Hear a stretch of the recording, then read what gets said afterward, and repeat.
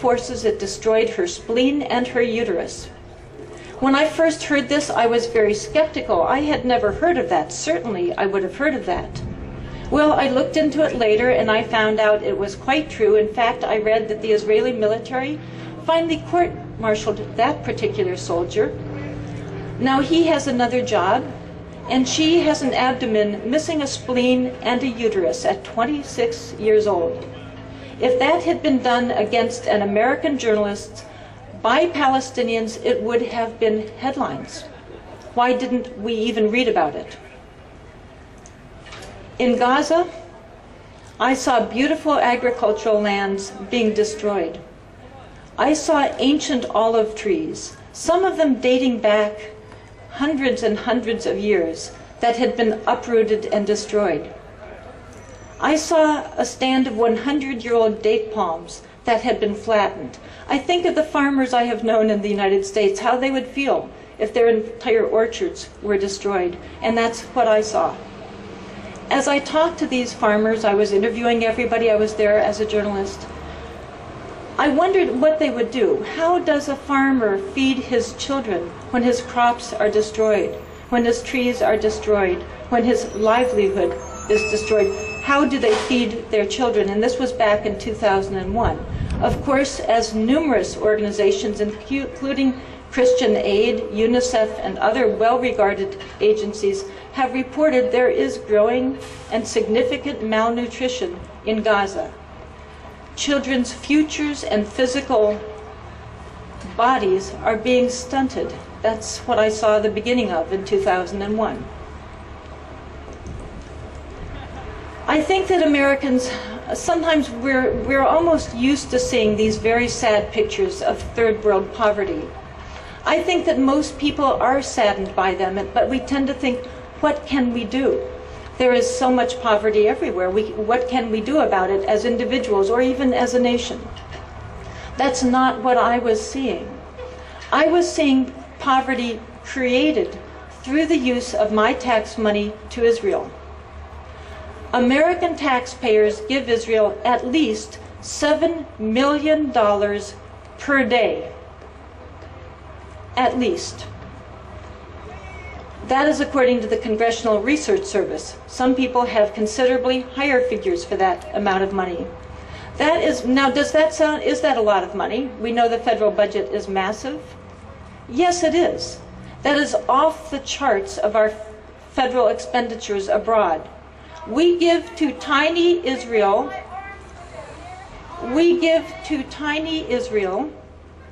more of our tax money than any other country on the planet. We give to Israel, that is not only one of the smallest countries on the earth, but one of the wealthiest countries, usually counted among the top 25 wealthiest countries on the planet, again, according to US official sources. We give them more of our tax money than all the starving countries of Africa put together. Therefore, we are responsible for how Israel uses our money. That is why I feel as Americans, whether or not we are Jewish, whether or not we are Muslim or Arab or Palestinian, we are obligated to learn about this issue, and then I feel we are obligated to act however our own personal philosophies decree that we act, and however our own assessments of the best policies for our nation decree that we act. And we cannot make those decisions until we're fully informed. So in Gaza, I saw that our money was being used not to alleviate poverty, the way Americans, I feel, would wish and expect. Our money was being used to create poverty, to increase desperation and poverty, to create homelessness, just as Americans here frequently help Habitat Humanity or some other group to help rebuild homes. Our money was being used in Gaza and the West Bank to destroy homes. And again, we're not being told that by our American media. We deserve the full facts on this issue. When I went to, one of the things that it was my job to look at when I was there, because I was there as an American journalist, to try to just see for myself what the facts were. And thousands of Palestinian children have been injured through the use of American tax money and American weaponry. This is not disputed. The numbers are there. So it was my job to see those children and to take their pictures and to learn about their situation. Well, it turned out it's not difficult to do that in some senses, because all you have to do is go to the nearest hospital in Gaza, often in the West Bank, and you see children with bullets in their backs, often in their backs because they're running away, sometimes in their stomachs, sometimes in their head. I saw a brain-dead 12-year-old. His crime, I'm sure some of you would feel it was a crime, was throwing stones at invading soldiers. I saw children who will never walk again. They won't skip, they won't frolic, their childhoods are finished. I saw parents who will forever grieve the loss of their children. We need to learn all of the facts.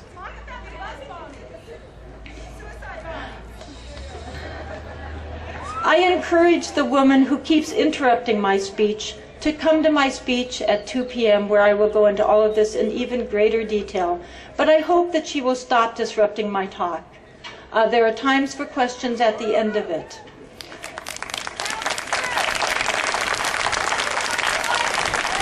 I talked to the parents of one young man, of a boy, who had been badly injured, and they asked me to help them to see if I could do something to help their poor son. So I asked the doctor if maybe there was care that I could provide their son, that maybe there would be a surgical team that could be flown to Gaza, or maybe there would be a way to fly their son to the United States so that he could be treated. But I talked to the doctor, and it turned out he told me, in fact, within earshot of the parents, but the parents did not speak English, so they didn't know what he was telling me. He told me that he had not yet found the right time and the right way to tell the parents, but that their son was totally and eternally paralyzed. And so I knew something that the parents didn't even know, and I wished I didn't know it. And now you do too, and there are so many like that.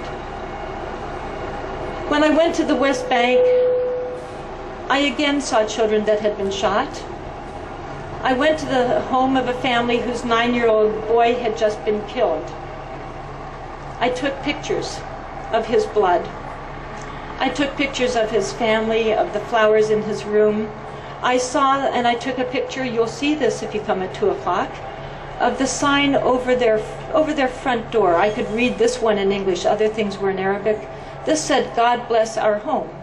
The family had moved in 10 days before, and now their own 9-year-old son was dead.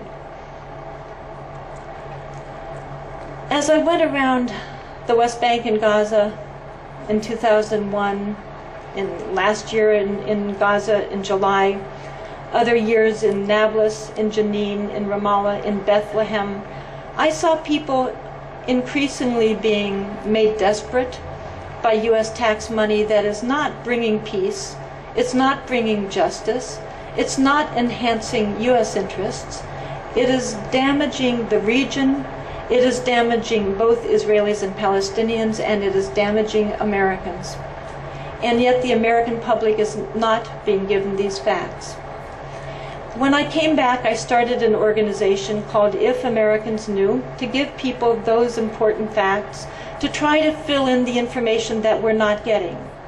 We should know, and we do know, about the suicide bombings. Those are tragic on every conceivable level.